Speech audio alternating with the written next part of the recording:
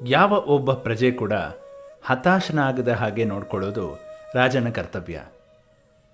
ಆದ್ದರಿಂದ ಯುದ್ಧ ಮತ್ತು ರಾಜ್ಯಭಾರ ಮಾಡೋದಕ್ಕಿಂತ ಕ್ಷತ್ರಿಯನಿಗೆ ಮಿಗಿಲಾದ ಧರ್ಮ ಯಾವುದೂ ಇಲ್ಲ ಅನ್ನೋದು ಕೃಷ್ಣ ಹಿಂದಿನ ಶ್ಲೋಕದಲ್ಲಿ ತಿಳಿಸಿದ್ದಾನೆ.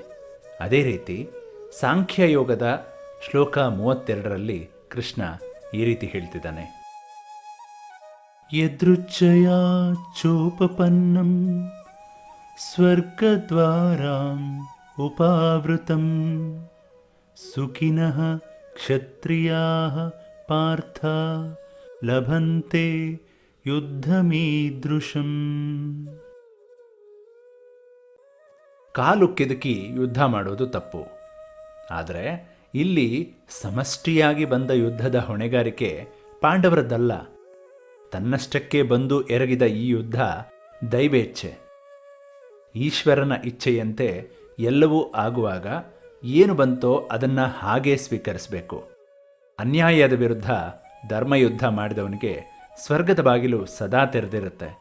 ಇಂತಹ ಯುದ್ಧದ ಅವಕಾಶ ಒಬ್ಬ ಕ್ಷತ್ರಿಯನಿಗೆ ಬರಬೇಕಾದರೆ ಆತ ಪುಣ್ಯ ಮಾಡಿರಬೇಕು. ಇಂತಹ ಸಮಯದಲ್ಲಿ ಕ್ಷತ್ರಿಯನಾದವನು ಕಣ್ಮುಚ್ಚಿ ಕುಳಿತುಕೊಳ್ಳೋದು ಮಹಾಪಾಪ. ಇಲ್ಲಿ ನಮಗೆ ಕೃಷ್ಣ ಅರ್ಜುನನ ಹತ್ರ ಯುದ್ಧ ಮಾಡು ಅಂತ ಯಾಕೆ ಹೇಳ್ತಿದ್ದಾನೆ ಅನ್ನೋದು ಸ್ಪಷ್ಟವಾಗಿ ತಿಳಿಯುತ್ತೆ. ಪ್ರತಿಯೊಬ್ಬ ಮಾನವನು ಸನಾತನ ಧರ್ಮ, ಅದಕ್ಕನುಗುಣವಾಗಿ ಸಮಾಜ ಧರ್ಮ, ಹಾಗೂ ಸಮಾಜ ಮತ್ತು ಸನಾತನ ಧರ್ಮಕ್ಕನುಗುಣವಾಗಿ ಸ್ವಧರ್ಮ, ಈ ನೆಲೆಯಲ್ಲಿ ತನ್ನ ಕರ್ತವ್ಯ ನಿರ್ವಹಿಸಬೇಕು. ಈ ನೆಲೆಯಲ್ಲಿ ಮಾಡಿದ ಯಾವ ಕಾರ್ಯವೂ ಪಾಪ ಕಾರ್ಯವಾಗೋಕೆ ಸಾಧ್ಯ ಇಲ್ಲ ಅಂತ ಕೃಷ್ಣ ಹೇಳ್ತಿದ್ದಾನೆ. ಮುಂದಿನ ಶ್ಲೋಕದಲ್ಲಿ ಈ ಬಗ್ಗೆ ಇನ್ನೂ ಹೆಚ್ಚಿನ ವಿವರವನ್ನು ಕೃಷ್ಣ ಕೊಡ್ತಾ ಇದ್ದಾನೆ.